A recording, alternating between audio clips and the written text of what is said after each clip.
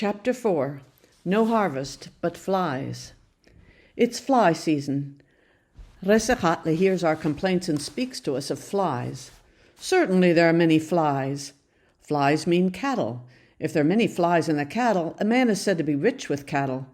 It's not good to destroy flies, or harm will come to the herd. When the herd moves on, so too will the flies.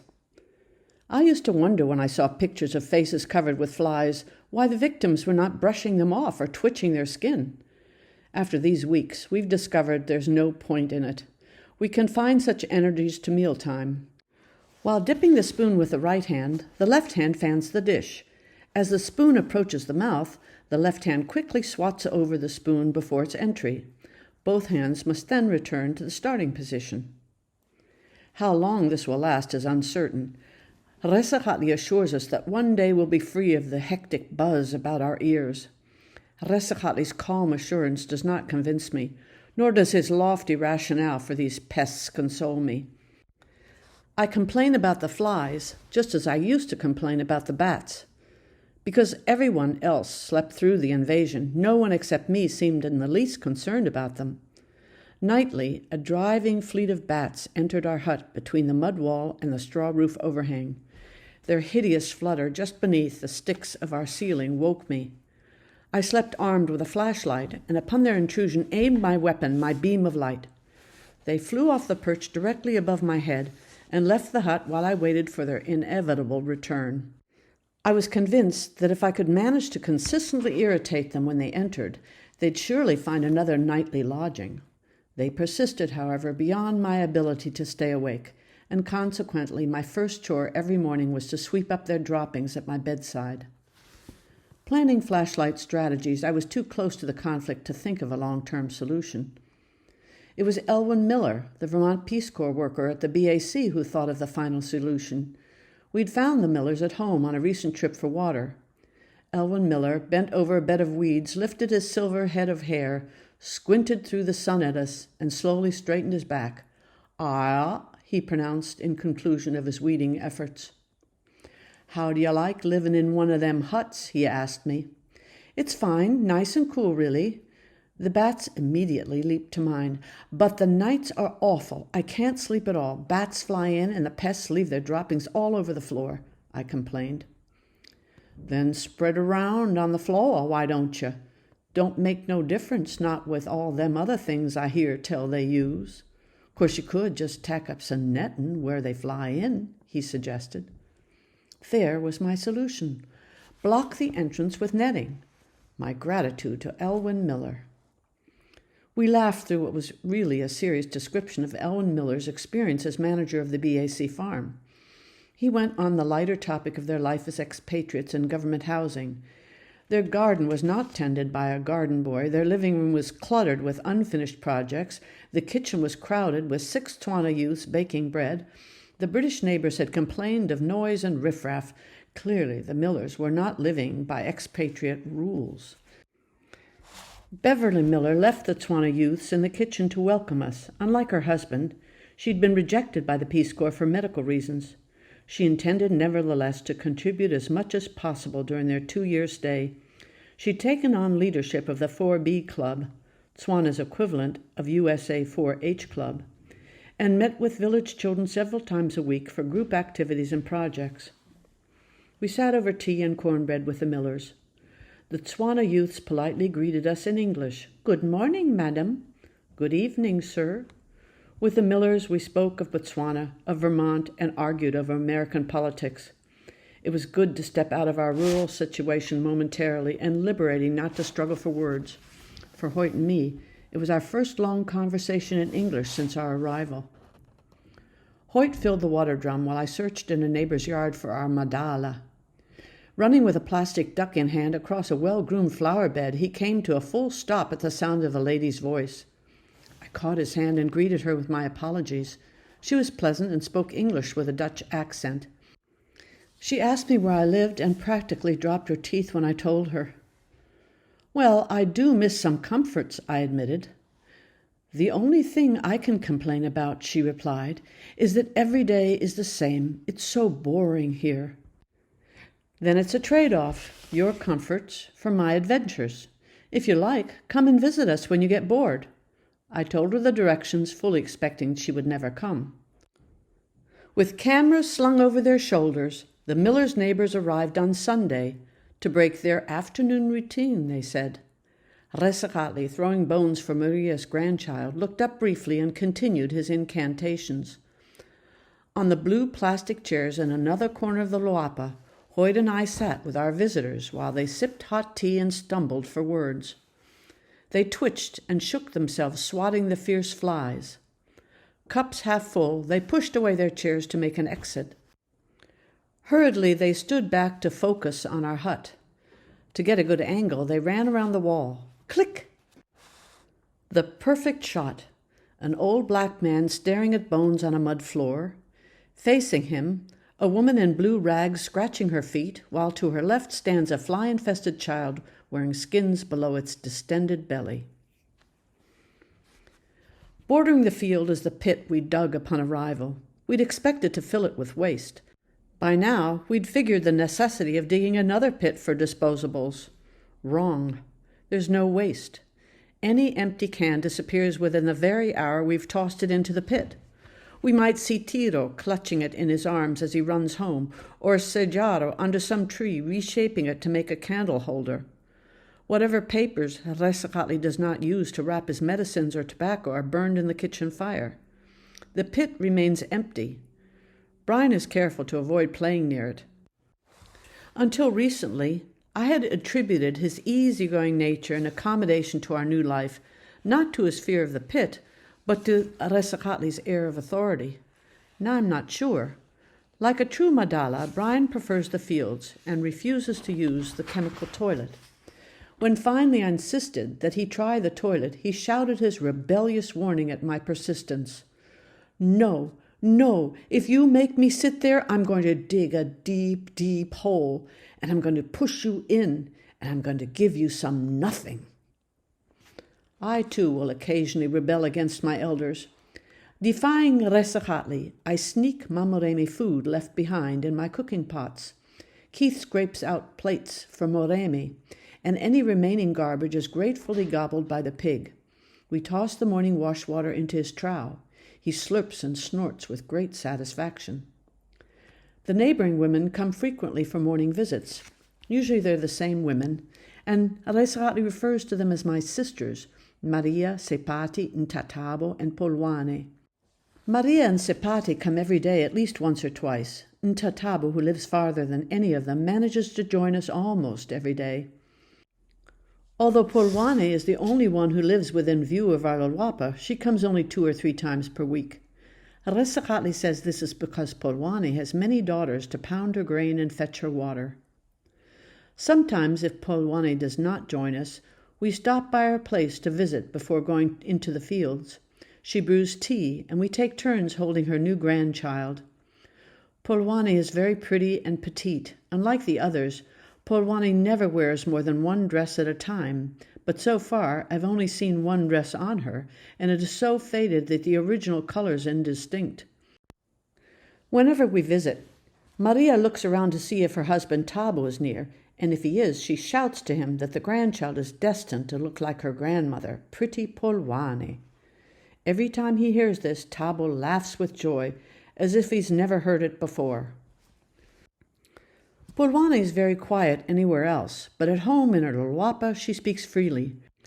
Her speech, soft and even, does not have the variety of expression that I'm accustomed to hearing from the others, and she does not gesticulate much with her hands.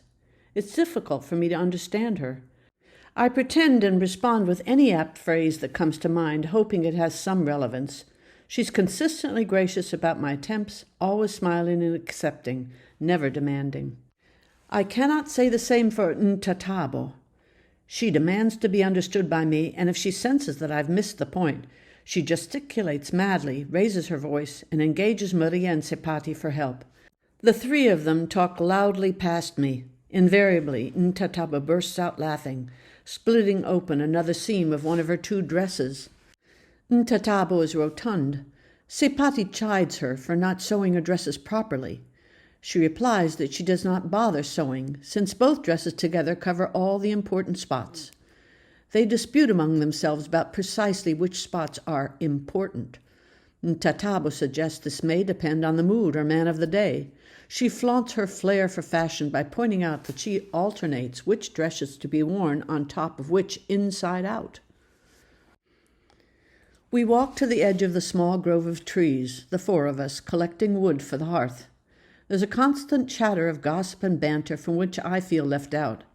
Sometimes Maria will tell a long story, and if she forgets a line, Sepati will interject to fill it in. We break branches and make bundles. They carry the bundles effortlessly on their heads, while I, feeling the awkward load in my arms, struggle to look natural and comfortable. "Ooh, Lulu, Lulu," Resakali exclaims when I come back with the firewood. "Put it there," he points to the kitchen shelter. The mealie pot is on after sunset, and we sit around the fire. The smoke helps clear some flies away.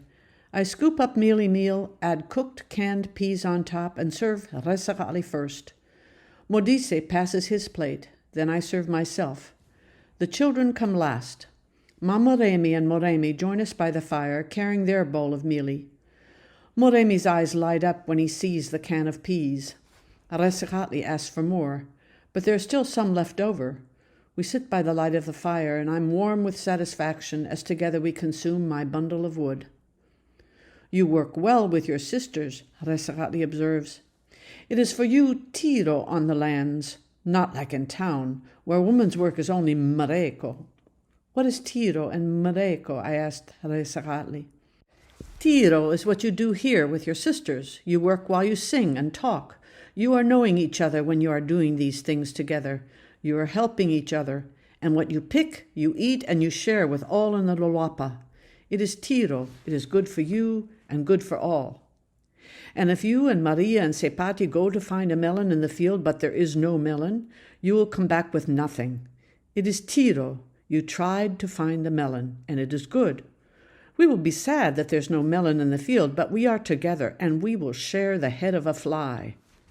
He paused and went on, "Mareko is how they work in town. A woman will not go find the melon with her sisters. Maybe she must buy it. Maybe she must cook it for somebody else, but she does not eat it. She works alone. If she's lucky, there's a radio, and she sings with it. But still, she does not like the work. She looks at the clock and thinks to finish it quickly. She does not know the people near her. Mareko is only for the pocket, and if she has no mareko, nothing for her pocket, she cannot buy food for her child. And in town, no one will share even the head of a fly." Maria Sepati and Intatabo came late one morning to teach me to pound grain. They just returned from town with their purchase a bag of mealie. They dropped it on the soft sand near our kitchen shelter and hauled the wooden tools into the sunlight. Like a huge mortar and pestle, the base, called a kika, was of heavy hand-hewn wood and stood higher than my knees. The pounding pestle, called the motse, was higher than my waist and must have weighed 20 pounds.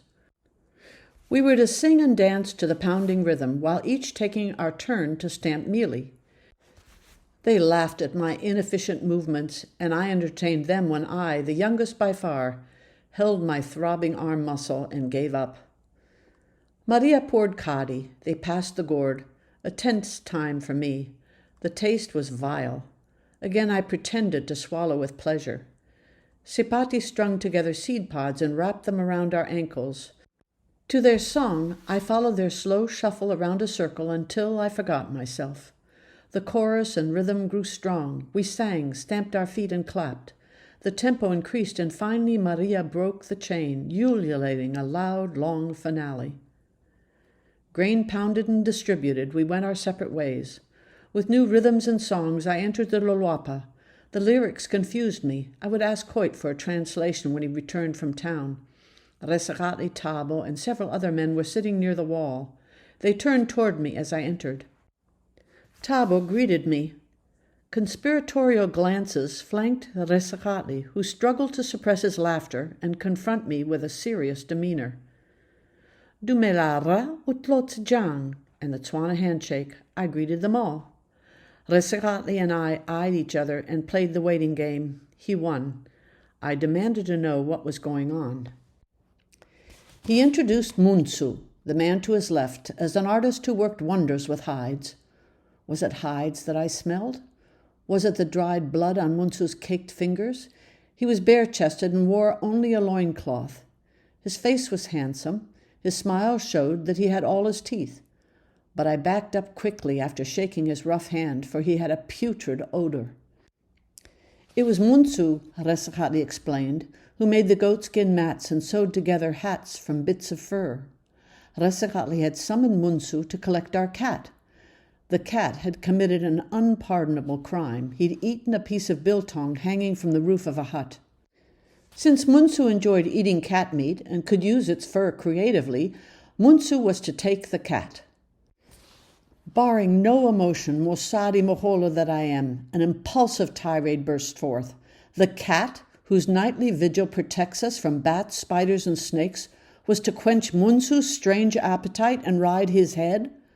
I stormed to our hut and returned with 2 cans of beans. Tsa, here! I shoved a can at Resicatli and tossed the other in Munsu's lap. There's more nutrition in this can than in your dried meat, Resicatli, and Munsu will get more to chew and taste than he ever could off our skinny cat. I grabbed the cat and retreated to the hut. The silence was broken by their chuckles, and it seemed to me that with a crescendo of their laughter I could hear Resicatli's above them all. Colors of sunset faded away into darkness. After I fed him, Munsu spoke to me. Resicatli helped translate as we conversed, and before Munsu got up to leave us, he presented me with a traditional Tswana fur hat as a gift. I thanked him and spun it around to admire the various sections of fur. He in turn identified the donors, a skunk, a spotted wildcat which he'd shot 2 years before and had saved ever since, an impala, a piece left over from a sewing job he'd done for a European, and for 2 sections, because he'd lacked furs, he had to kill a common house cat. Nothing is in the fields. Food is scarce. We'd better keep a guarded eye on our cat. Hoyt returned from town with a curious specimen. He entered the Luluapa waving a white envelope. Several of us grabbed it at once before releasing it for Hoyt's display. An engraved envelope smudged with our fingerprints from the American Embassy in Gaborone. It was a formal invitation to a party at the American ambassador's residence in Gaborone to celebrate Independence Day. Hoyt was reluctant to go until I pointed out that we were also invited to bring guests. We agreed that we should honor Resicatli by asking him to come with us. Certainly this would be the feast of his life. He thanked us and immediately accepted, but when it came time to leave, he excused himself, feigning a stomach upset. Hoyt had learned that refusal of an invitation is impolite. It's far better to make excuses and back out at the last minute than to refuse a person's hospitality. In a moment of candor, Resicatli explained to Hoyt that even though the feast would surely be delicious, its price was too high. He detested trips to town and could never enjoy an encounter with a group of fat stomachs. Maria's son Claudia and Tatabo's oldest son Neo, both working at BAC, enjoying the leisure of the weekend, were standing nearby as we prepared to leave. Determined not to waste the invitation, I asked them if they would come along. They were delighted, and the 4 of us were off. Laughing about our growling stomachs, we sniffed the barbecue sauce and approached the formal garden. We slipped through the gate, flashing our invitation, just as Guy Lombardo's strings dragged out. Oh, what a beautiful morning. Violins on the left speaker, cellos from the right. Near the blue sparkling pool, we found the Millers chatting with a small group of Peace Corps volunteers. Claudia and Neo lit up at the sight of Elwood Miller and shook his hand Tswana style. He was more than a manager of the BAC. Unlike other office workers, he often went out into the fields with them. He did not just point and tell them what to do, they said. He bent down to the soil with them. His hands, like theirs, were hands of the soil. Hoyt offered to get us drinks, but Claudia and Neo, eyeing the opulent bar, returned the favor and went off to get us drinks. They never returned. Milling through the crowd, I looked for them. Green grass and blossoms, garden chairs and tables, plaid slacks, pastel dresses, laughter, ice cubes clinking glasses. Now the Mormon Tabernacle Choir singing Stephen Foster's songs in stereo. Hamburgers, hot dogs, and chicken coming off the grill to passing paper plates. Hoyt grabbed my arm. "I found them. We're going." It was an embassy official, a Mr. Duncan, who in a state of inebriation grabbed Tlago and Neo and showed them the gate. They did not belong, he said. They could not produce an invitation. "Find Modice, find Mr. and Mrs. Miller," they urged, but he could not or would not understand their appeal. It was not the blunder alone that irritated Hoyt. It was the fact that Mr. Duncan, after hearing Hoyt out and seeing our invitation, refused to apologize to our guests. "Duncan? Duncan? Oh, you mean Dill Pickle, that's what we call him," the Millers tried to humor Tladi. We left, but not without sustenance. Halfway home, we stopped the truck in a field, settled on a few rocks, opened my bulging purse and sweater parcel, and toasted warm beer cans. Even cold hot dogs and mustard make a splendid feast in the bush. From feast to famine, we returned home. One afternoon, as I poured the last of the dishwater into the remains stuck to the bottom of the breakfast mealie pot to feed the pig, Brian ran through the Loluapa shouting, "Traffic! Traffic!" I dropped the pot and ran out of the kitchen shelter to see cattle moving swiftly across the field. Resachatli looked across his bones and up to me. "The fields are bare. There's nothing here for cattle. They drive on behind Mosimani Hapi's whip, far off to better land. The flies go with them, and you, Mosari Maholo, will have nothing to squawk about." Resachatli was right, of course. Cattle dung, dried hard in the sun, no longer attracts flies. Relief at last. And it is true that I sit longer with Resachatli for Tswana conversation. He speaks slowly and teaches me words. Although he often laughs at my response, he's careful to correct my every mistake and then insists that I repeat the phrase to his satisfaction. Momaremi asked me to help her collect dried cow dung to use as coal for our morning fire. As we walked through the fields, an idea struck me. I left her side and returned to the hut. I mixed dough with the ingredients Hoyt brought from town, rolled it out with a glass bottle, and cut out biscuit shapes. Arranging the biscuits inside the large lid of the black pot, I covered them tightly with another lid of the same size. I prepared a bed of hot coals with the dung, and then placed my makeshift oven, the two lids pressed against each other, on top of the coals. To completely seal the apparatus with heat, I shoveled the coals on top of the lids until they were out of sight. Certain that a high heat had been achieved, I waited for what felt to be about 10 minutes. After scraping off the coals, I threaded the handle of the top lid with a stick, lifted it up, and voila! Perfect biscuits! Never had I felt such culinary pride. Who would want my recipe? Women here do not have flour or butter, and those elsewhere with the ingredients have easier methods.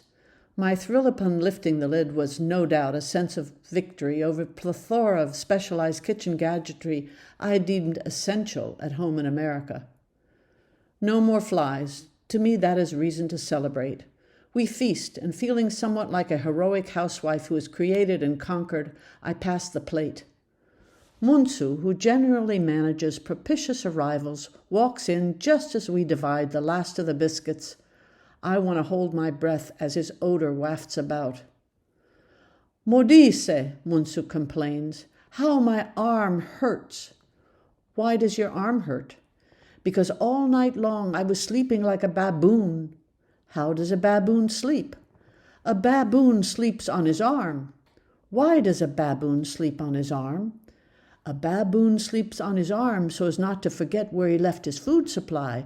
You see, he sleeps on his arm, which is pointing to his food, so that when he wakes up, he needs only follow the direction to which his arm points."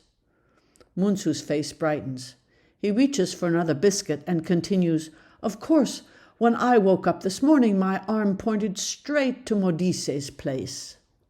Chapter 5. Crossroads. The pig is causing us some consternation. Resakatli and Hoyt tried to dig the sticks of the enclosure deep enough to thwart the pig's escape attempts, all to no avail. The sand is easy for him to dig up. The pig is attracted to the shade and privacy of the green canvas covering our chemical toilet. He spreads himself out at the entrance so that we have to step over him to get in. This could be considered quaint bathroom decor. We've given up on the concept of privacy here anyway. If the pig could just peacefully coexist, all would be well. It is when he blissfully chooses to roll himself about that problems occur. The toilet tips over while the canvas collapses. If he could meet us halfway, if he could facilitate matters by at least effecting a clean getaway, that would be one thing, but it's quite the other thing. Tangled in the ropes, he drags the canvas and poles so that his escape could be confused with a peacefully moving caravan, were it not for the plaintive squeals, which, of course, summon Hoyt's curses and rescue efforts. The ensuing duet often draws a crowd of onlookers. It was at the conclusion of one of these events that little Leta, Polwane's 4-year-old, discovered a game far better than running after chickens. She encouraged our Madala to overcome his fears and join her. Now the two of them have spent many happy afternoons, sticks in hand, chasing down Pig Nixon, so named by Hoyt because the soaked caravan reminds him of Nixon's Watergate. Privacy is a rare occurrence here. This is much more difficult for us to get used to than any lack of modern conveniences. Except for bedding down, our daily activities are out of doors. Recognized as a good witch doctor with a stock of herbal cures and tobacco for sale, Resakatli has a steady stream of customers throughout the day. Whenever a child is born, parents come to Resakatli for him to throw his special bones and read the infant's future. Now that Mama Remy is steadily brewing kadi, people come to buy jars of refreshment. They sit here to drink. Tswana custom demands a greeting upon each encounter. If I'm washing clothes in the Luapa, I must stop when someone enters to get up and offer a greeting in Setswana. Even if I withdraw to the hut to write in solitude, any woman or man, my senior, who calls my name from outside must be properly acknowledged with a greeting and a show of hospitality. Face-to-face relationships have priority over the immediacy of any task. A job cannot be more important than the people you must know to support your life world. One morning after chores, Keith and I withdrew into the hut for a math lesson. Just as we were getting our heads together, old Maria shouted outside the door. Resentful of interruption, I nonetheless obediently stepped out into the Luapa to greet her. Maria and Sepati returned my greeting and sat down to await my hospitality. Tsotsi happily skipped away out of the hut and out of sight.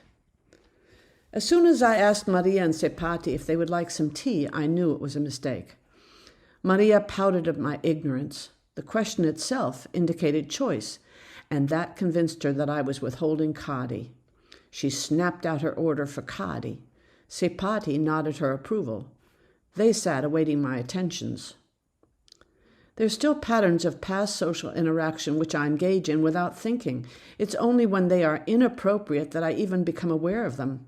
Here a host does not question visitors as to their preference. After all, there is no choice. If kadi has been brewed, the beer must be offered. If there's no kadi, tea is cooked and served. When serving, a host does not ask visitors whether they wish a refill, for to a Tswana such questioning reveals a lack of generosity and true friendship. Maria's demanding voice rang out again. Kadi! She reduced me to servility. Seething with anger, I visibly complied by entering the hut.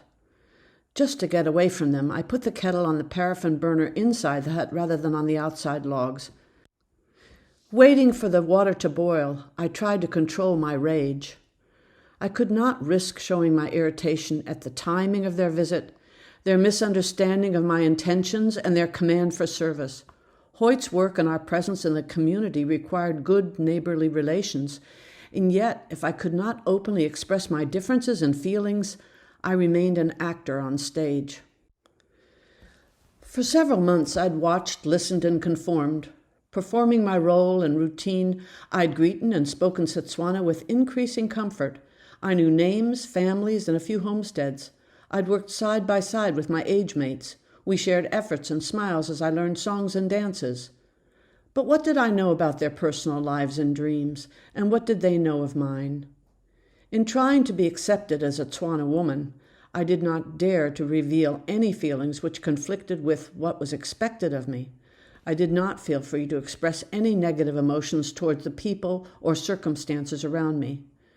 My relationships could only be superficial, and I was isolated. In my loneliness, I prepared to socialize once more.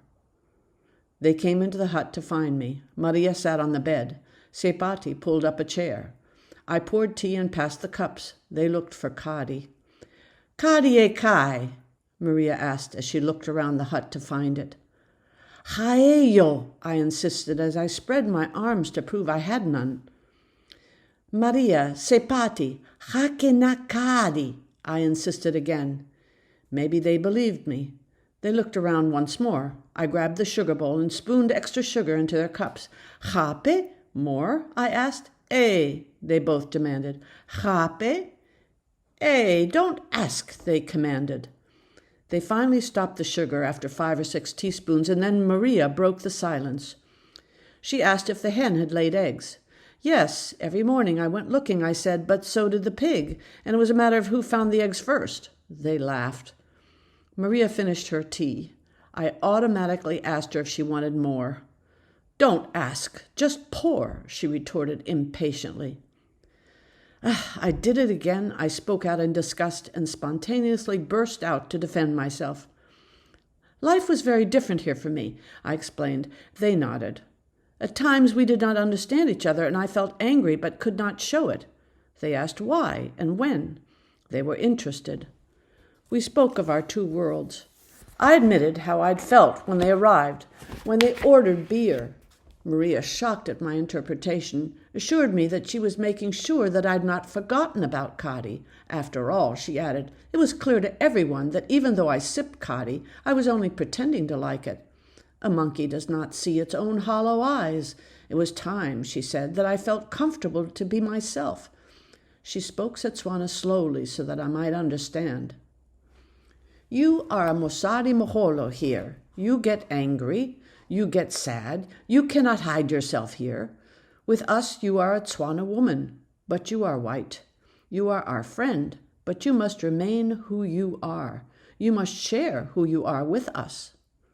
Maria continued, "We see you with Tsotsi reading books. We have children, but we cannot teach them. The village school wants uniforms and shoes and money. Only some of us can send 1 or 2 of our many children to school." Sepati elaborated, "I can send none of my children to school. Maria and Molefi have sent their only boy, Tladi, to school. Because Tabo works at BAC, Porwani could choose 2 children for school, the oldest boy, Lekoto, and the oldest girl, Lerato. You know Porwani's son, Tiro? He wishes to go too much, but he cannot go. There's no money for shoes. Ntatabo, whose husband Keokiwe earns some money, sent only 1 child, her oldest son Neo, to school. But the little one, Sejaro, who is much too clever, cannot go to school because Neo, now working at BAC, does not give the money." "And because Sejaro must keep the goats," Maria interrupted. "We see you read," Maria continued. "We see you write words and teach your child. You speak our language. You must teach us. You must teach our children." The old woman lifted her cup. I poured. Underestimating their ability to perceive me and tolerate our differences, I'd not thought of an exchange. "Maria, li Sepati, di Tsala Tsame." Maria and Sepati, my friends. I hugged them, immediately agreeing to start a school. Hoyt, as Modise, had a mission. His anthropological rounds kept him moving every day from one Luluapa to the next. I saw him less every day and was left to sit with Resakatli and do chores with my sisters. Now these very sisters, Maria and Sepati, were giving me a purpose beyond my daily routine, one in which I as an individual could contribute to the homesteads beyond my own Luluapa. "You will see, I will teach better than I can carry wood," I added enthusiastically. "Still, you must carry wood and learn from us," Maria cautioned with a warm smile. I was euphoric and at the same time bemused at my change of mood. We walked out of the hut together and bid Resakatli goodbye. I've never been to your places, Maria and Sepati. Show me the path so I can visit you soon. We walked a few kilometers together and parted at the crossroad to go our own way home. I arrived back at our place just as Hoyt returned from town. He stepped out of the truck holding high an item claimed at the side of the road, a worn tennis ball. The boys, Tiro, Moremi, and Tsotsi, ran toward him, shouting, "Umpa, umpa!" Hoyt threw it in the air, and the boys leaped after it. After putting the animals to pasture, many of the herd boys meet regularly for a soccer match. The tennis ball, so small and by now the color of the dust, is barely visible. Barefoot, the boys speed through the flying dust in pursuit of goals which they never care to tally. Meanwhile, the goats and sheep wander through the parched brown grasses, nibbling at crackling leaves.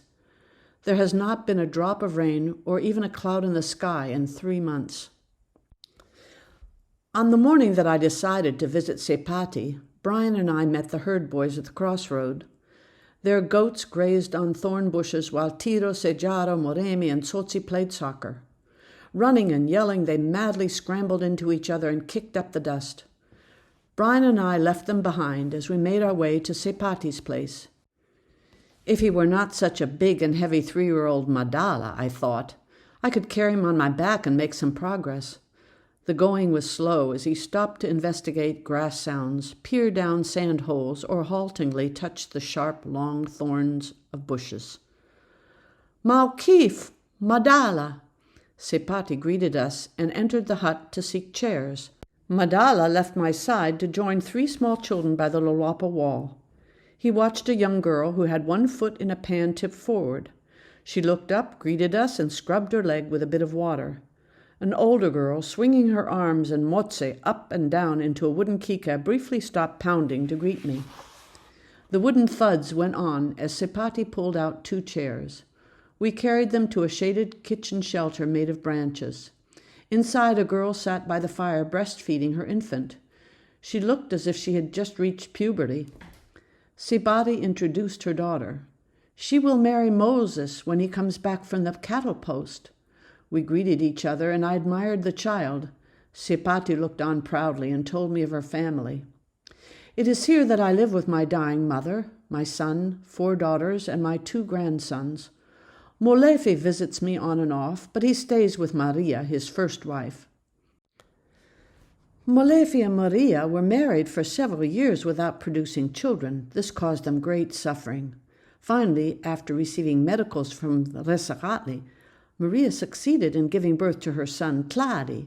To this day, he is their greatest joy, for the medicals have lost their power, and they were never able to have more children. "It was for this reason that Molefe took me as his second wife," Sepati explained. "Even though 3 returned to the Badimo, I produced 5 children who are still living. The oldest daughters are not yet married, but they have given me grandsons. My son has hot blood. He thinks he's a man, but he has lost his manners. He went to the gold mines in South Africa and came home with shoes and new clothes. But for me, he brought only very little money to buy mealie or sorghum. He has changed his ways. He has changed his name. Every day he tells me he will go away again, back to South Africa mines. He thinks only of himself. What good is such a son for me?" From her description, I could recognize him when he joined us by the fire. He introduced himself as number 19 and asked me about America. Was it true that there were no apartheid in America? Was it true that all people in America had cars? He spoke of the mines where the white man ruled and shouted numbers. I was beaten and treated like an animal. Deep in the earth where air was fire and falling rocks deafened my ears. I lay on my back blasting for the white man's gold, but I did not cry in pain, for it was man's work. And there in the mines, unlike here on the lands, I was a man equal to the elders. I ate the same food and drank as much beer as the older men. With my age mates, I got a pass to leave the compound. We walked in the city lights. I fought, I gambled and lost, but next time I will win and buy a radio. Work in the mines is heavy. The Boers and boss boys are cruel, and no matter how hard I work, it makes no difference. But now I walk with shoes on my feet. I will go to the mines in the big city again, and the herd boys who touch my clothes and see I am a man will follow me." Sepati shook her head with these words. "He thinks he is a hero and walks like a peacock." We stepped out of the kitchen shelter. "Before you leave," Sepati instructed, "you must greet my mother." Behind the hut, in the shade of its roof, her mother's coiled body lay motionless. Flies circled the protruding bones and wrinkled skin. When Sepati roused her, the Mosadi Mohole slowly propped herself up and made efforts to focus on us. She did not return my greeting, but meticulously picked her nose before lowering herself back onto the burlap mat. "She can get food in her mouth to keep herself alive, but that is all. She does not get off the mat anymore, even to defecate. We wash her blankets again and again." "She is closest to the Badimo," Sepati told me as we left the old woman's side. "Like my grandchild, when she speaks, we cannot understand her. She speaks now only to the Badimo." Resagale's words, when he named Madala, came to my mind. Life is round. I told Sepati as we walked out of her lulwapa that I would soon take a trip to town to buy school supplies. I would teach reading and writing to those who wanted to learn. There'd be a regular time and place for lessons. She scampered off into the nearby bush and emerged clutching a hen. Thanking me, she thrust it into my arms. Madala, anxious to see it run, moved steadily along the path, for he knew I would not let go of its feet until we were home again. It was not long before Sepati's son, number 19, left for the mines. He came to bid us farewell. His recruits, 2 older herd boys, walked at his sides, and Sepati tagged along behind. Hoyt, just leaving with the truck, offered to take them down the road. They slammed the truck door shut and waved back to us. At the crossroads, Sepati and I stood looking on at the flying dust, perhaps thinking the same thing. He's gone, not to earn his cattle, but to win a radio. We turned to speak to each other and at the same time asked the same question of each other. Do you think number 19 will ever return? I thought about number 19's road ahead. The induction center for the Mine Labor Organization is just south of Gaborone in Kale. It is a white building on a watered lawn with dormitories at the back. Young boys coming from southern parts of Botswana wait there for transportation to the gold mines of South Africa. Hoyt went there once to get data for his research and described the scene to me. One group of boys waited for medical inspections. Another group lined up, one behind the other, for formal induction. The recruiting officer officiously held up a pencil at arm's length. One by one they filed forward to touch the pencil. And they were committed to 9 months of labor for the gold mines of South Africa. "Ow!" Sepati exclaimed as we watched the truck disappear behind its track. "Rory, Maria's one son, Clary, does more for her than my many children will ever do for me. Come, Ma O'Keefe, I'll take you to Molefi and Maria's place." Unlike any other homestead, Maria and Molefi's place is considered to be particularly opulent. They've dug both a dam and a well. Their fields have been plowed for early planting. A bright red bougainvillea drapes across a trellis placed near the entrance of their lulwapa. The walls are not only neatly built, but decorated with a 2-tone color pattern. The first thing Maria showed us was her new cement floor inside one of the rondavels. Like any other visitor, I was amazed and immediately appreciated the fact that it would not need maintenance of a dung floor. "Someday," Maria said, "all our floors will be cement." Molefi explained their success by forethought and hard work. As a young couple, Maria and I left our family and crowded homeland near Mochudi for the unsettled lands area of Khapamadi. At that time, it was just a cattle post, but because the land was good, we decided to make it our home. We went to the Bakwena chief, and he gave us this land. Alone, we cleared it and built our home. We worked from sunup to sundown. Sakhatle was our first neighbor. He came in 1946. Not long thereafter, others came to settle nearby. Close neighbors made the harvest easier. A sharing community was growing, but for us, there were no children to fill the lulwapa. No children to work. We could not rest. Even after our son Claude was grown to boyhood, we had to toil, for no other children followed. After his grammar school, we sent our only son Claude to the mines to earn cattle for himself. Alone again, we decided that I, Molefi, should take on another wife to produce children. For Sepati, I built a homestead not far away. Maria stayed home and dug a well. I went to Sepati. When I returned to Maria, we worked together to build the dam which everyone now enjoys. We visit and drink kadi like everybody else, but work always comes first. Maria added that Claude, her only child, was worth many children. Sepati poked me knowingly, and Maria continued, like Molefi, Claude is a good worker. He went to the mines as young man. He did not spend his earnings, but brought them home to buy cattle. Sepati agreed. Maria told me that Claude looked for opportunities open to young men of his day, just as his father had done. After the mines, he found a job in Gaborone. He worked hard, and his firm sponsored him for extra training at the Botswana Training Center. Thereafter, he found his present job at the BAC. He gave many cattle to marry a good woman. They built their homestead nearby. Claude cycles to work every day, Maria continued, and often he returns home with new ideas to improve our homestead. It is Claude who brought the clay for my wall. It is Claude who poured the concrete. See here the flower Claude has given me to grow? This year we will try a new way of planting and use different seeds. Claude has many ideas. We will try them all. Resgati's place is off a major crossroad. A few feet from our kraal, 2 dirt roads and many sand paths come together.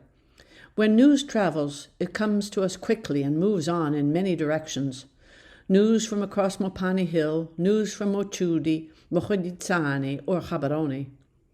There is news to sit and ponder over, news to discuss and dispute about, and most importantly, news demanding the interruption of one's day. Neo cycled in at daybreak. Kin Neo, Resakatli called out.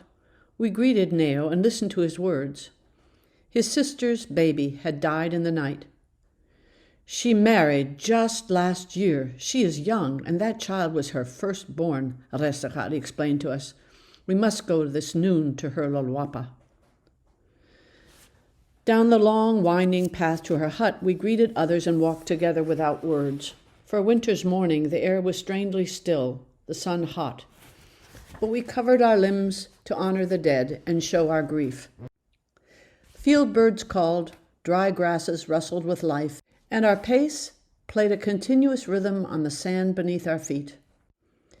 Filing into the lolwapa, the men went to chairs beneath the shade of a tree while I followed the women toward the hut. One by one, we greeted the relatives and then sat with them on the floor near the entrance. Each in our own silence, we sat as one facing the shaded doorway of her hut. Straining to look through the sunlight, I saw my own memories in her darkness. She cradled her head in the agony of her hands. She sat in the empty netherworld of loss. In this single moment, as I confronted sorrow and death, my own world and hers united at last. The sun moved far across the sky before Maria spoke. The gift of birth is a gift of Badimo. It is to Badimo that every living person will one day return. This child was given to this mother 1 year ago. When it smiled, cooed, and later when it babbled, this child was conversing with Badimo. We could not understand these words, for they were not the words of men, but they were the words of Badimo, and they made us joyful. Only the Badimo know why this child could not grow into the world and language of men.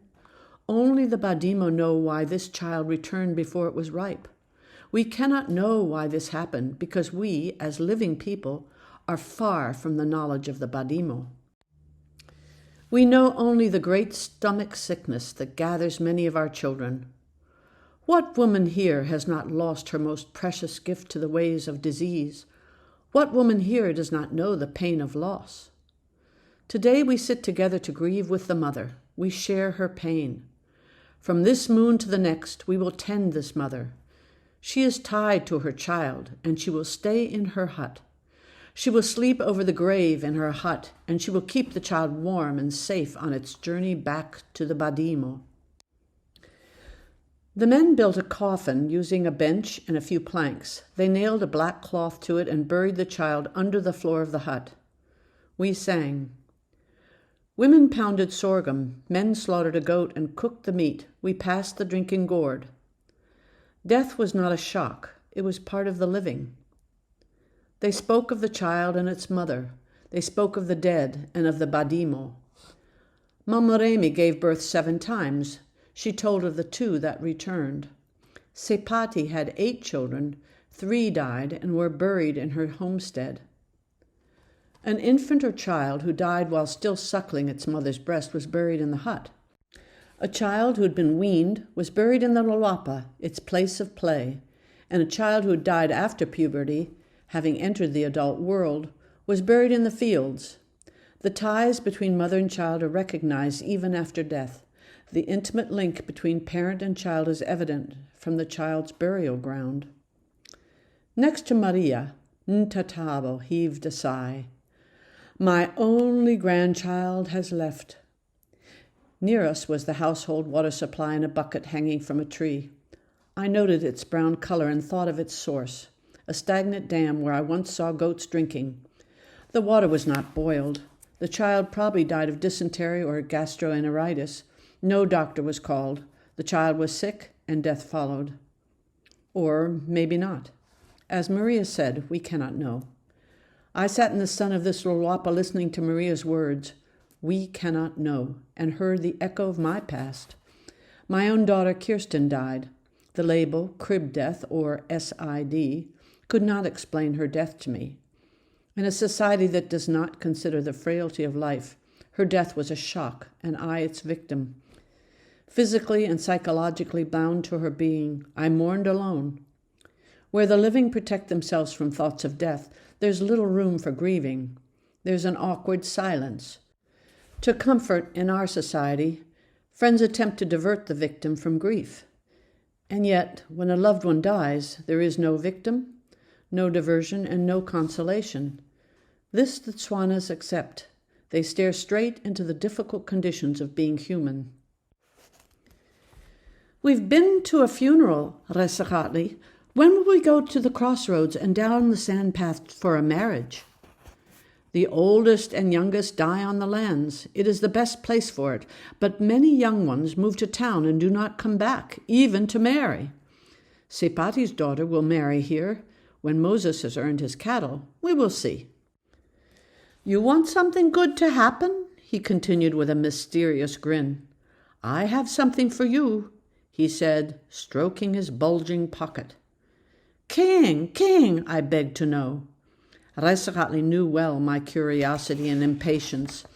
He stroked his pocket, took his time to enjoy my plea, and reluctantly came forward.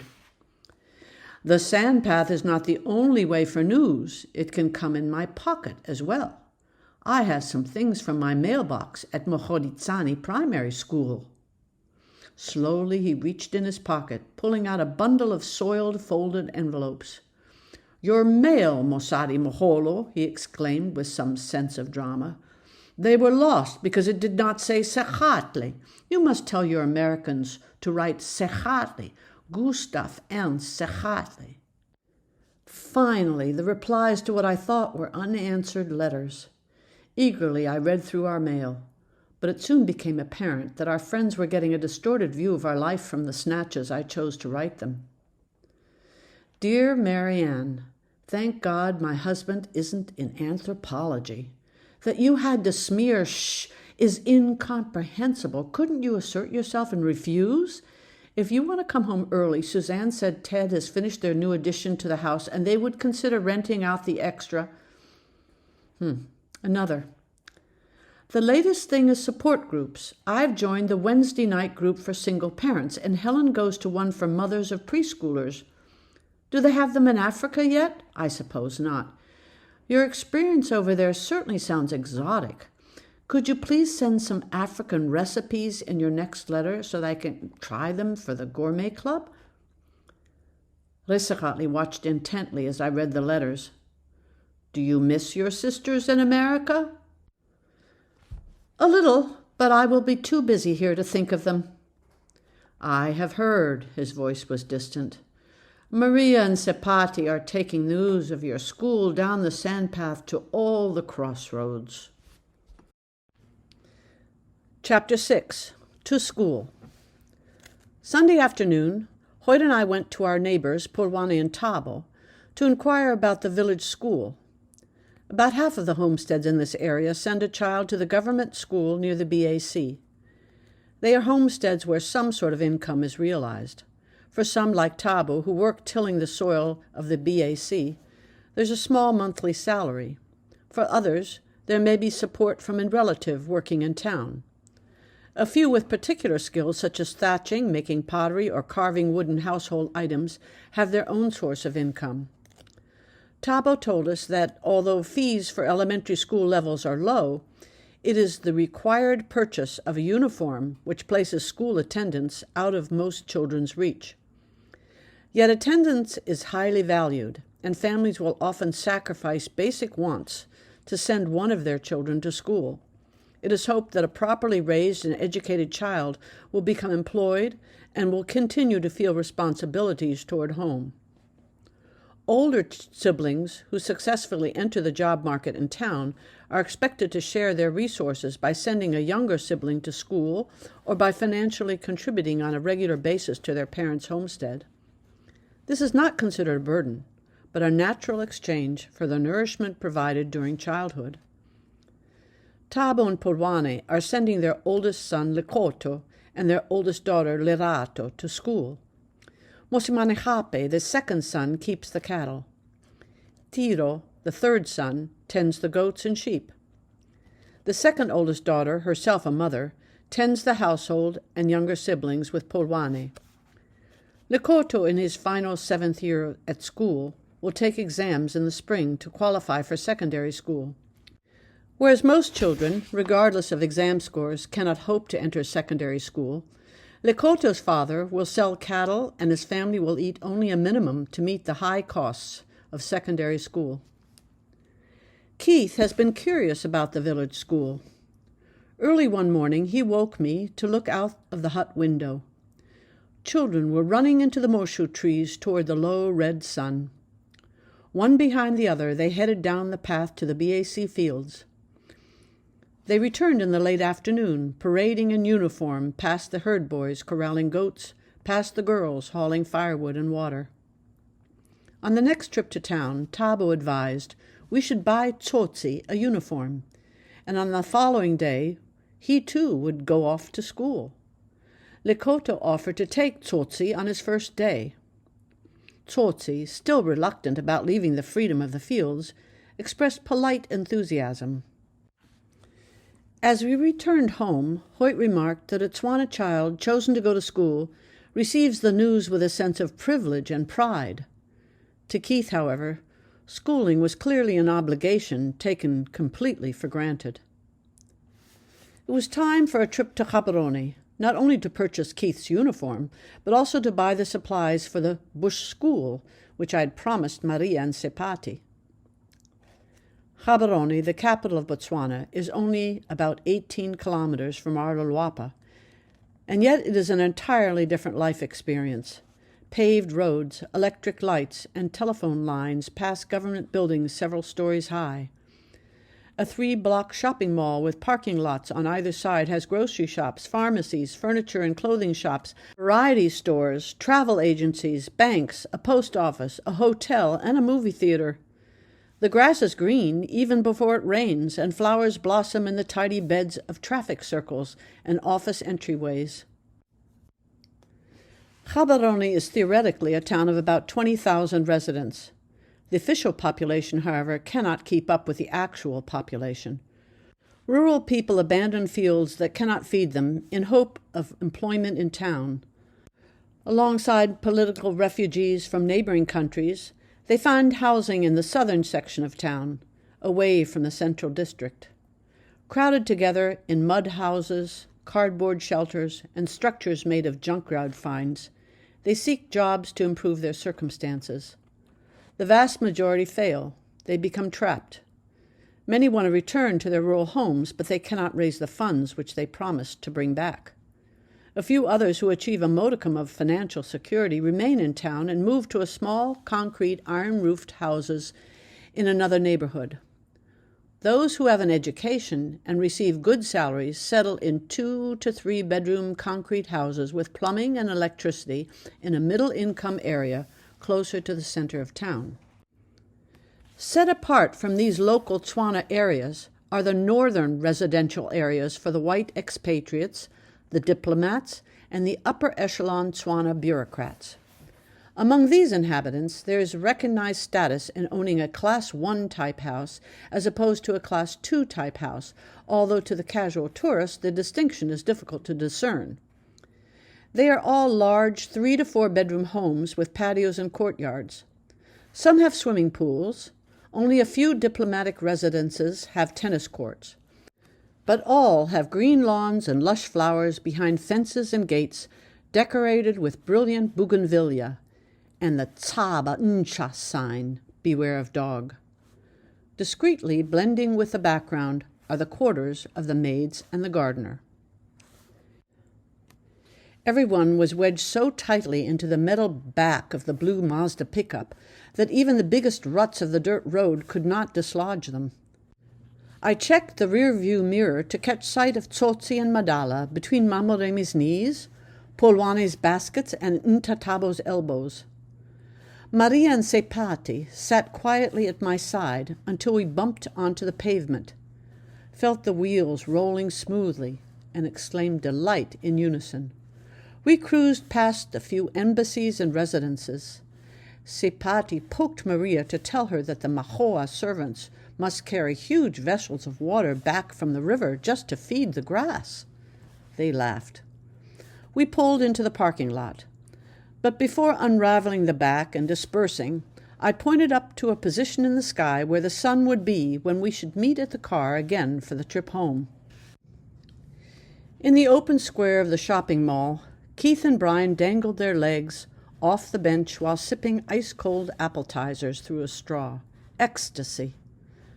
Gaborone is but a small African town, yet seeing it with eyes accustomed to the bush caused me to sit mesmerized by the pace and fashions of the day. Knee socks and safari suits strode briskly to the bank.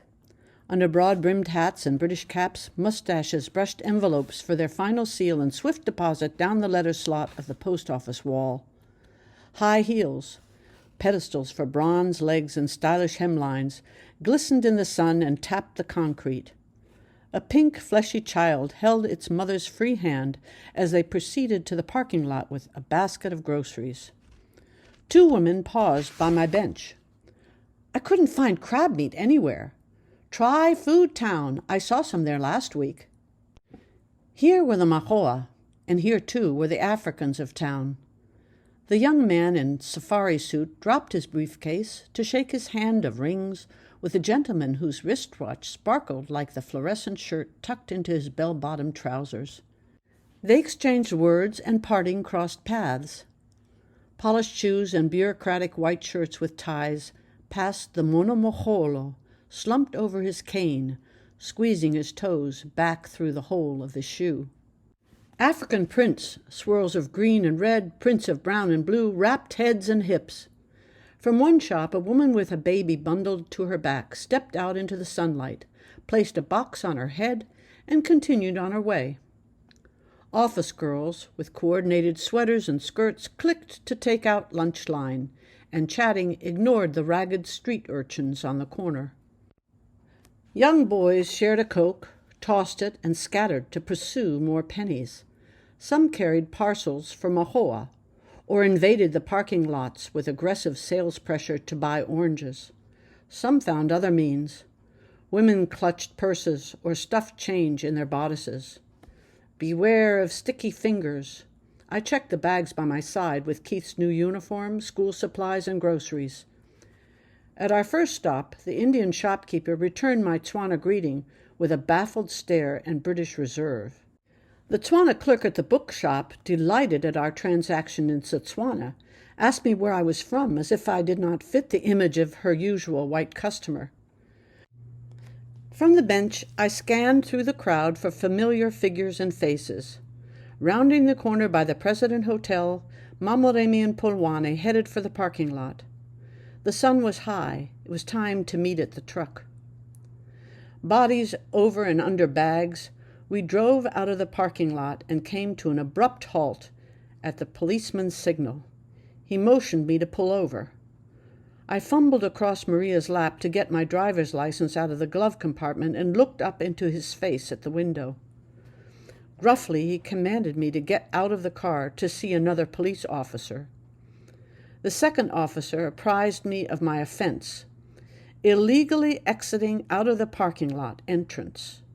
This is no gentleman reminder. Here in Botswana, we British could not do just what we wished. Botswana has laws. But British think that, irrelevant as it might have been to assert my American citizenship, I was willing to give it a good try.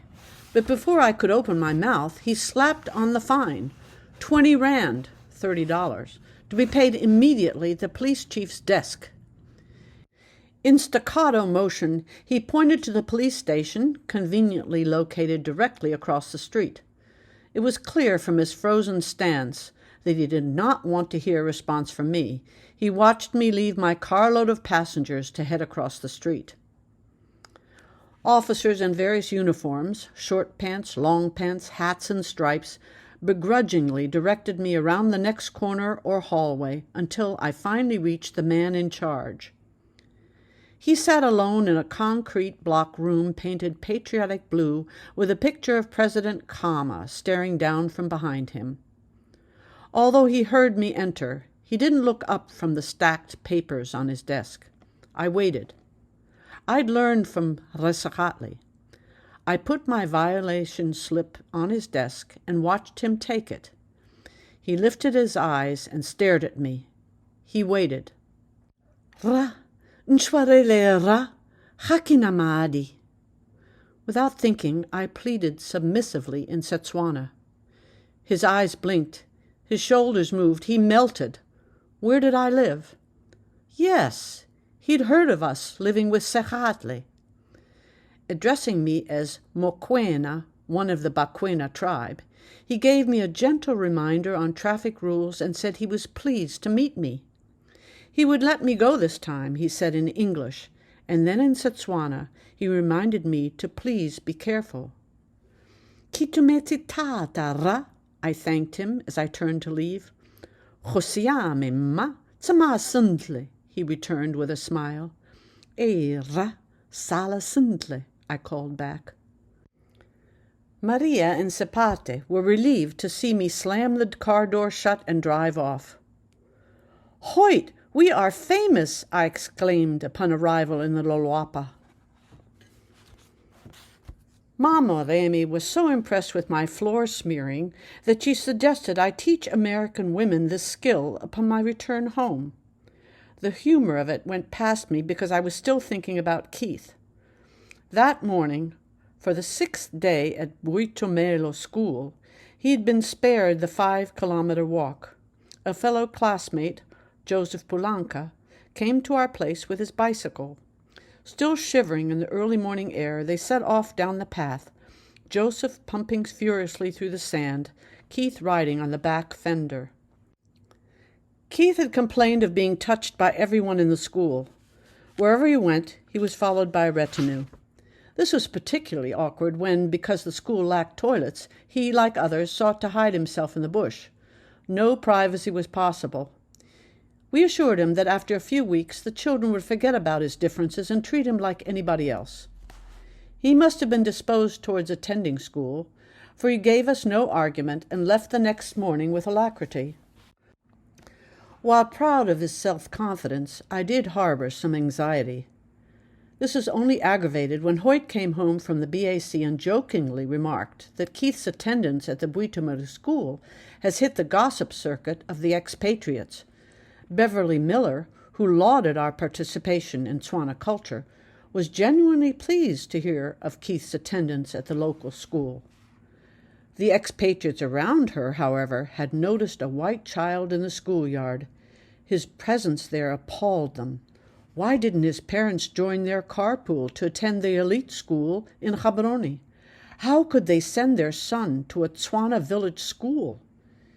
Even though intellectually I could dismiss their vehement reaction, emotionally I felt vague apprehension. I probably would have walked off toward his school to peek in on him if it had not been for expectations of me here at home. My own bush school was to start off under the tree by Resakatli's goat kraal. Down the paths of our crossroad the news had traveled, a chance to learn writing, reading, and perhaps some English from Ma O'Keefe at Sekatli's place. When the sun is so high, an outstretched arm measured one hand's length west of the noontime position. "Husiami, fine, the chores will be done," a voice replied. Mamoremi and I finished our section of the Loapa floor. We left it to dry in the hot afternoon sun, and I gathered clipboards, papers, and pencils and rulers, and headed for the tree. A dozen children between 5 and 15 years old were already waiting for me. Their mothers, aunts, and grandmothers grouped themselves to one side, I assumed to watch the spectacle. One by one, the children were called on to stand up and introduce themselves. I entered their names in my roll book and began by taking roll.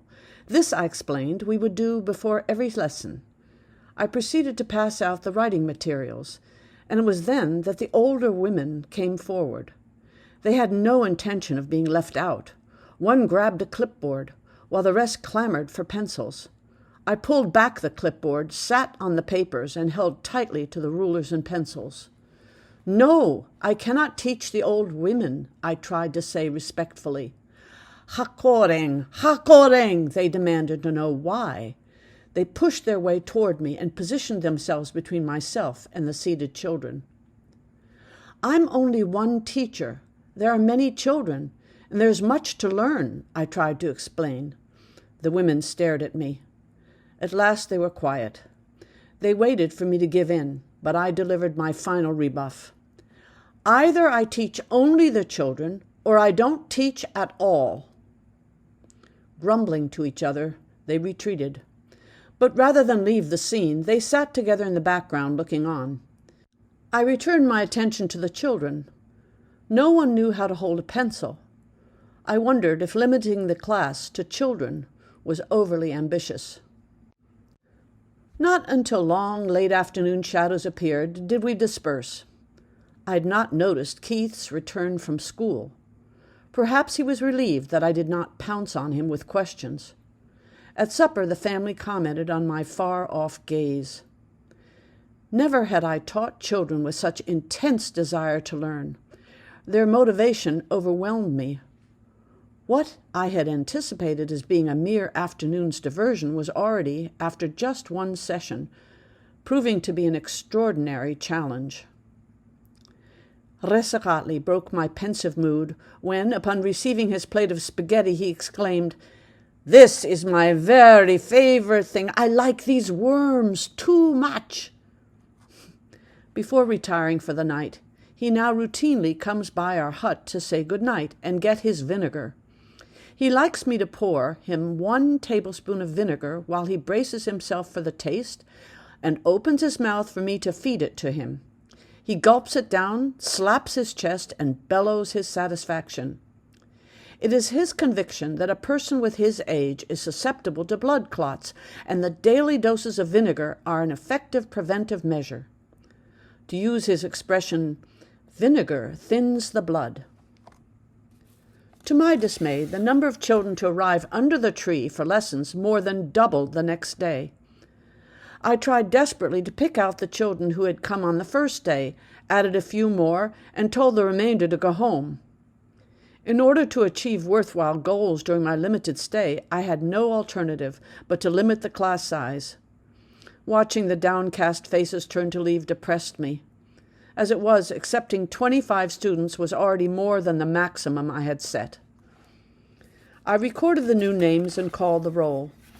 So that I could learn their names, I explained again that we would start school this way every day. We worked on small motor movements with the pencil, and they enthusiastically took pencil and paper home to practice. At full moon, bright beams stream into our windows. I waken to close the wooden shutters and lie restlessly listening to the confused rooster crowing intermittently throughout the night. Finally at dawn, he struts and scratches around the yard with his last calls and then retreats exhausted to his perch in the tree. Resacatli shuffles through the lolwapa to set the fire. He washes himself in the twilight. The air is cold. Keith and I rise reluctantly and dress quickly to join Resacatli and Mamoremi by the fire for the morning greeting. I cook porridge, and Keith eats his share, setting the bowl on his lap to warm his shivering knees. On the path outside, the workers of the BAC cycle past us. Those we know, Tabo, Neo, and Cladi, stop by the fire to greet us and then move on. The school brigade rushes past, running to keep warm. Boys in khaki shirts and shorts, girls in short mustard yellow dresses. For several miles they run barefoot through the sand, the smallest 5-year-old keeping pace with the bigger boys. What continues to amaze me is the sight of the young barefoot girls swiftly moving along the path. Glinting in the morning sunlight is a glass ink bottle expertly balanced on each woolly black head. Joseph Pulanka arrives with his bicycle. Keith hops on the fender, and they, too, are off. This morning I did not stay by the fire to wait for Hoyt to rise. Mamoremi would do the sweeping. I dressed sleepy Madala, straddled him over the front bar of our bike, and rode off behind Joseph and Keith to the Butimelo school. We caught up to the running brigade, but did not leave them behind. They sped up at the sight of us, and to my amazement, maintained their speed, ink bottles and all. They even had breath left to laugh at my praise. Here was the natural potential for the Olympic Games. Tiny legs running long distances through sand, not panting but laughing. But who here has heard of competitive sports? Who here would accept the status and glory of such pursuits? We arrived at the schoolyard and at one long concrete building with a facade of about 8 classroom doors. Just as Keith described, he was immediately surrounded by a coterie of classmates. I greeted the ladies cooking mealies in the big black pot for the midday meal. The bell sounded, a flurry to the classrooms, and all was still. The teachers marched through the open doorways. Chairs scraped the concrete floor. The students rose, and a chorus of "Good morning, sir," rang out. Another scraping of chairs, they seated themselves. They sat in rows at small wooden desks, some, like Keith, sharing books and desk because there were not enough for each to have his own. The headmaster walked into the classroom, scraping chairs. "Good morning, sir," scraping chairs, and silence. His voice boomed out. I looked in from the door outside and listened. "Many of you still do not wear shoes to school. Brown or black leather shoes are the uniform. Those who do not wear shoes today will leave their desks now and go with me. You will do the washing today." He led my Olympic runners to a small concrete house, his own. His wife passed out clothes, and the children bent down to scrub them over large tin pans. I waited with Madala by the headmaster's office, the second door of 8 in a row. He greeted me cordially and told me of his school. Keith was placed in Standard 4, even though he was younger than the others, because at this level classes are first taught in English. It did not matter that he could not write well in script. He would catch up quickly, and I must provide my son with a fountain pen and ink. Soon they would start preparing a plot to raise vegetables. The children may be kept later than usual when work duties take time. They're fed hot mealies in the afternoon to satisfy them for the day. Did I have any questions? He asked me. I told him that Keith had come home from school very tense the other day. He would not tell me what was wrong. He read his chapter in the history book and studied very hard. I finally asked Keith's friend Joseph if anything had happened that day. Joseph laughed. No, nothing unusual had happened, except that It was the first time that Keith was beaten. Our conversation continued. "Is it true," I asked, "that Keith's teacher beat him?" "No, his teacher did not touch him. I, the headmaster, beat him," he said proudly, taking the credit. "I beat him only 3 times across his fingers, 1 time for each question that he could not answer on his history test. There were others who needed many more beatings. Keith is not a bad student." "Keith has never been beaten in school in America," I started, just beginning to get wound up for an educational debate on the merits of positive as opposed to negative sanctions. But he interrupted me and looked down at me from the high seat of his chair behind his square wooden desk. He proceeded to put me in my place. What? Did they not beat in America? He did not know or care about my American ways. Here in Botswana, adults have responsibilities toward the growing child, and as headmaster of this school, he would see to it that children who did not learn properly were beaten. Children were to copy from the blackboard the lesson which the teacher wrote out. They were to memorize it well, and if this was not done, then they should expect a beating. Hoyt and I agreed that because our tsotsi had not directly complained to us, he should continue at the village school. Along with his classmates, he would find ways to cope with the system. It would only single him out and harm his adjustment to our rural life if we sent him off to another school in town. The strict, authoritarian educational structure would not harm him. Maybe it would do him some good, we rationalized. It would certainly help him to conform to the expectations placed upon him as a Tswana child in rural society. As to our fears on what long-term effects his present experience might have on his attitude toward schooling, we rationalized again that, after all, this experience would only amount to a matter of months, not years. Although we could appreciate that the discipline of the school, like the rearing patterns of traditional society, was based on a system of deference to elders and prescribed societal decorum, we were convinced that in the long run, inculcated patterns of docility and submissiveness would not be conducive to development of independent critical thought. Later, in conversation with the Millers, they told us that their fellow Peace Corps workers who arrived in Botswana to teach were continually frustrated by pupils who had only learned by rote, rarely expressed themselves creatively, and certainly had never contradicted a teacher. While the latter had its positive effects, the exchange of experiences which some teachers had hoped for was not possible in the classroom. As for my purposes under the tree, the deferential attitude of my students is most beneficial. There are no interruptions.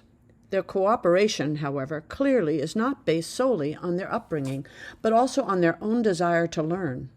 They listen intensely, repeat after me, and try again and again until they receive my approval. We're progressing faster than I ever dreamed possible. They're printing letters and repeating their sound values. There's a group of about 10 children, Moremi, Sejaro, and Tiro among them, who are catching on so fast that I'm sure they'll be reading before I leave. It is certainly helpful that written Setswana, transcribed by the missionaries of long ago, is phonetic. Relieved, I bid Resekatli goodbye and watched him pedal off to Mohoditsane. It was a perfect conclusion to the tension between us that morning, and pedaling through the deep sand I thought might restore his sobriety. I tried to put the morning's events out of my mind, but the nagging fear that it could happen again kept me thinking about it. Mama Remi had taken Madala with her to Pulwani's place. Hoyt, as usual, had gone out on his interviews. Tsotsi was off at school, and I sat alone in the shade inside our hut planning my school lesson. Meanwhile, Resekatli, whose kari consumption had put him in high spirits, entered the hut to join me. He closed the door behind him and moved to my side, sitting very close to me on the bed frame. "You do this school business too much," he declared. Having successfully arrested my attention, he proceeded to praise me in Setswana. He spoke of my beauty, leaped forward with poetic proclamations of love, and then solemnly stated his physical demands. Gasping, stunned, I backed away, dropping a crayon to the floor, and when I moved over on the bed frame, I crushed it under my foot. It was beginning to feel like a comedy skit, but I nevertheless clicked into the gear that any emergency situation demands. Swift strategy. To recuperate pause for thought, I feigned ignorance of his Setswana. He repeated himself, and I could only think that our entire presence or all of Hoyt's anthropological research now depended on my response. Above all, I could not offend our host. "I love you too much," he repeated. Resakatli, I stressed. "I like you and respect you as well." He did not tolerate my misunderstanding and bluntly demanded my affections. Grabbing for threads from heaven, I found none. Striking my most pious pose, I told him of my strict religious code, which forbade me adulterous deeds, even in these most tempting times. He stopped to ponder this, and sensing that I'd gained some advantage, I rose, quickly opened the door, and walked out into the deserted Lalwapa. He followed me into the sunlight. We were still alone. He was not impressed with my God, he said, and begged for a kiss. He grabbed me and kissed my lips. Jovially, I returned his kiss with a peck on his cheek, hoping thereby to minimize any significance he might draw from our interchange. We sat in the chairs outside. I waited for anyone to come along. While I tried to make light of the morning's episode, he assured me that my God could make exceptions for me. No, I insisted, I could not jeopardize my place in heaven for earthly desires. Perhaps, he suggested, it would be good to pay a visit to his girlfriend in Mohoditsane. I rushed to fetch his bicycle and polished his boots while he pumped the tires. He changed into a clean white shirt, fastened the cuffs of his trousers, and put on his old Boer War helmet. I untwisted his suspenders and admired him, gently reminding him to take special care until the effects of kadi had worn off. He smiled in my direction, and the proud macho announced that possibly he would not return that same evening. In all likelihood, he would not return until tomorrow morning. He was gone not one night, but 2. I started to worry about him and worked myself up to feeling guilty that I'd happily supervised his departure. Weaving down some sand path was a very elegant and very drunk 73-year-old Madala on the rusted frames of a vintage balloon-tired bicycle. Madness. Most likely he'd landed in a ditch somewhere. But Resakatli finally cycled in at noon and strode into our Lolwapa. "Certainly I rode all the way to Mohoditsane," he protested my doubts. "And I slept with my lovely Mosadi for 2 nights," he swaggered. He continued to elaborate such fascinating details that, much to his pleasure, I was his captivated listener and late, as a consequence, for the children waiting beneath the tree. The children are now so eager that they wish to extend their school day. When we finish with Setswana reading and writing, they urge me to teach them more. I finally relented, so that what originally amounted to a couple of hours a day now takes up all of the afternoon. For Setswana, it was necessary to split the class into 3 groups. While one group repeats oral exercises, the other 2 groups do written work. 2 of these groups are still reviewing letter sound values. The third is blending sounds with ease. It was only a few days ago that Sejado discovered he was reading words. His toes curled in the sand underneath him. He shifted his body forward into his raised heels, and holding his page up high, he slowly read out words that he himself had constructed with the sounds he had learned. Sala, Lala, Bala. The moment was magic. Moremi and Maria Maloma understood. Kala, Kuala, they shouted out one after the other. The contagion spread. When I passed out their first Setswana readers, they bent open the covers with reverence and lost themselves to the wonder of the printed word. Along with them, I wrote a crest of joy, capturing the moment of recognition, discovery, and meaning. As a large group, we worked with rudimentary mathematical concepts, and sometimes we would explore answers to anyone's questions. One day a child asked if it was true, as she had heard, that the sun did not travel around the earth. A lively discussion followed, and it ended, much to everyone's entertainment, with our tree representing the sun and various class members rotating around it in elliptical fashion, while in turn other classmates circled them as moons. We attracted various onlookers with muffled laughter among the Buitumelo school children in uniform returning home. They'd often lingered around us, but now they ventured forward out of curiosity. It was here that I took my stand. Drawing a line far beyond our tree, I forcefully told the uniformed schoolchildren that they were to pass by that line without coming near us or looking on. We were very busy learning and did not wish any disturbance. The class in rags cheered and gleefully watched their privileged peers move on. There's a strong feeling of solidarity and seriousness of purpose under our tree. At the conclusion of every day, we gather for their favorite subject, English. Along with Setswana, English is an official language of Botswana. All government workers must know English. For Tswana in town, mastery of English is a sign of success. The children have learned English words here and there on brief trips to town, from community members with work experience, or from our family conversing in the Luapa. Using an oral drill method, I called out common Setswana words to which they, in unison, were to call back the English equivalent. Ncha, dog. Dipudi, goats. Dinku, sheep. Dihomo, cattle. And upon hearing the Setswana word for pig, kolobe, they proudly called back Nixon. They expected delighted praise, not an uncontrolled fit of laughter. He pulled a chair forward for me. Sit, Resakatli commanded.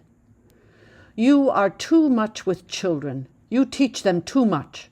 One small lesson is good, but not many for the whole of the day. Avoiding my eyes, he fixed his sight beyond me. His voice shook with anger. You spoil children. Moremi, Tiro, and Sajaro do not look at goats, but at numbers in the sand. You are blind. Do you think little Maria Malomo fetches wood in the afternoon? No, she sends her sister and hides with a book. The children forget work. They get lazy. Your school is no good. Have parents told you this, Resakatli? No, but I say so.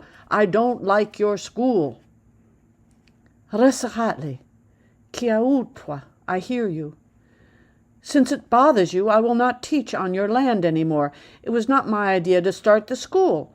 I will ask the parents what they think, and if they feel as you do, I will stop teaching. If they do not share your ideas, I can only promise you that we will not meet in your sight. I'm truly sorry that I caused you this anger. School or no school, Moremi must go.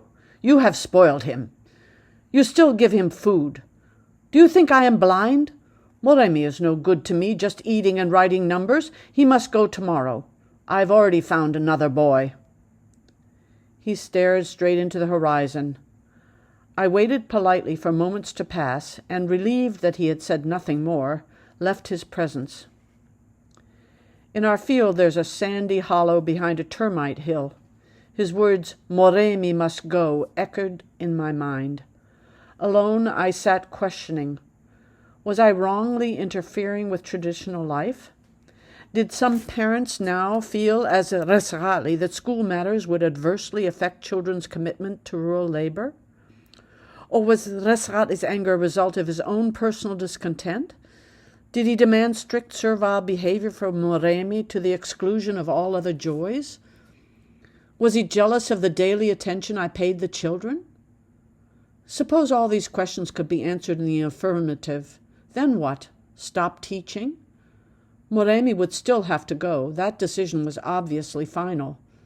But what about the other 24 eager minds?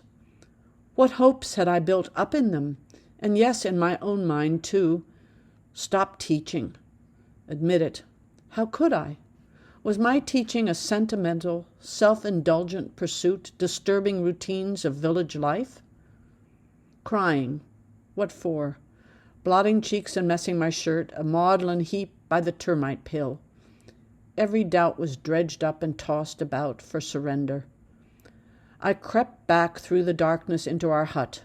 The boys slept soundly, Tsotsi buried under his blanket, and Medalla with his ragged stuffed cow Hedgie slipping from his arm.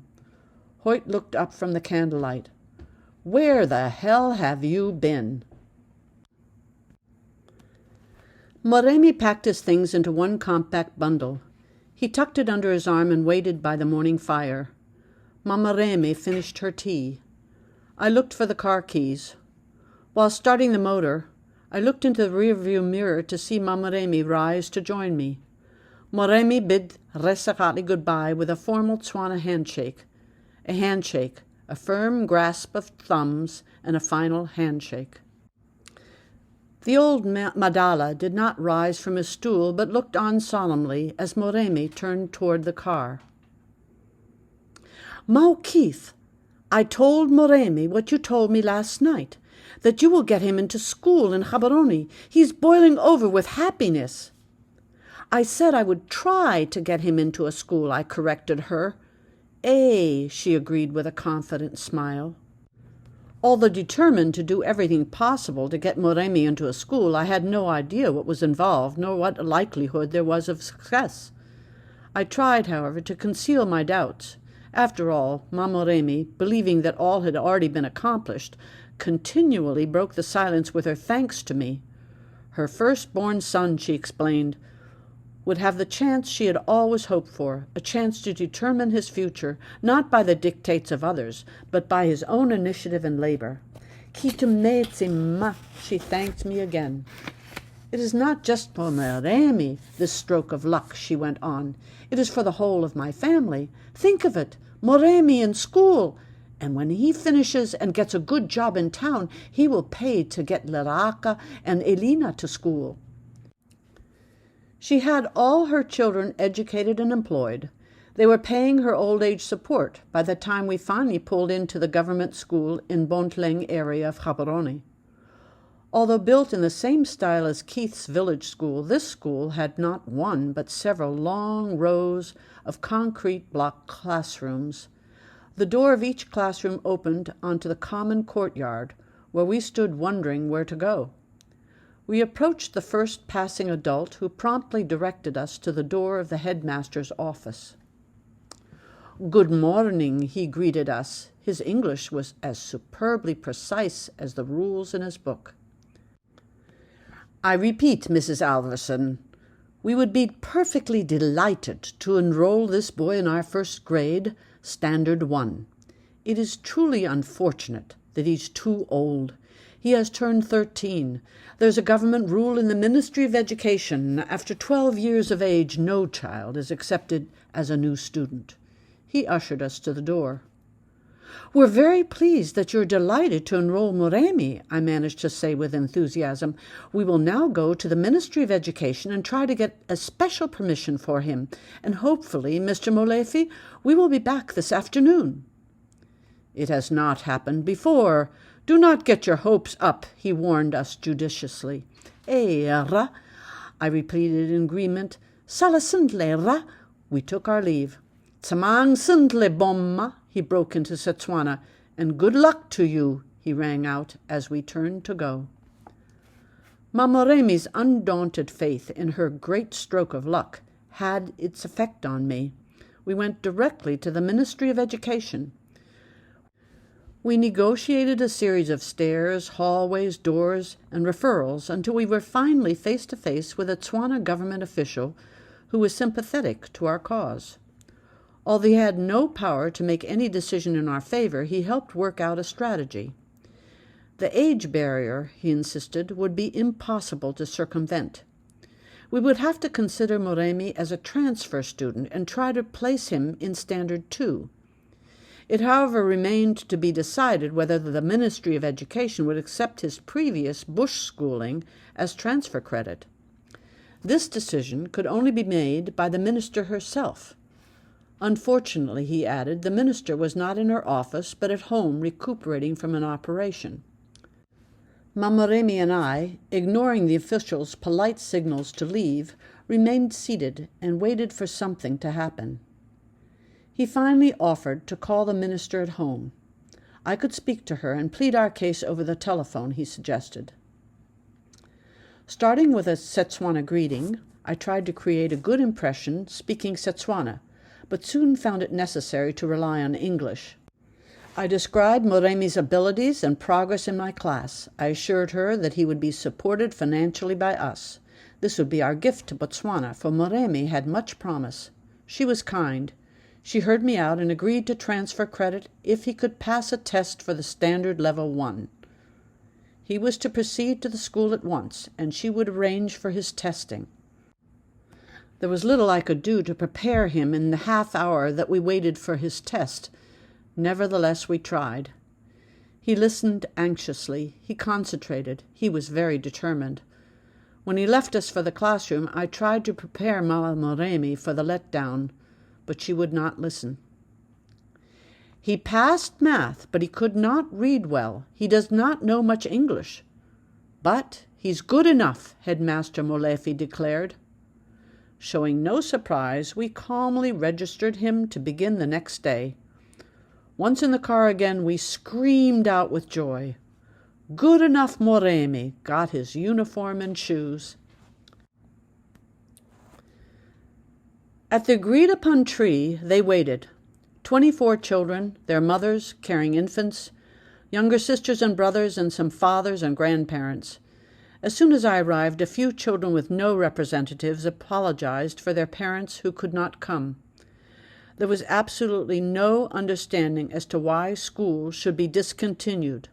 To the contrary, couldn't more children be included? My questions were shrugged off. For a while there was chaos as some older women pushed forward to insist again that they too wanted schooling. In a moment of silence I persisted with my query. They did not seem to understand what worried me.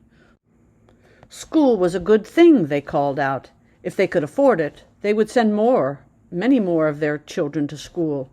Little Teboho, the youngest member of the class, stood by her father. He commanded order, stepped forward, and spoke out, directly addressing the concerns which I had raised. You've asked a question we've asked ourselves. We do not know the answer. There are those of us who dislike town living. We have seen children of town who've lost manners towards their elders and have chosen to beg rather than to work.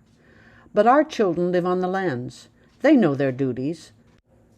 This school does not, as you fear, make them forget.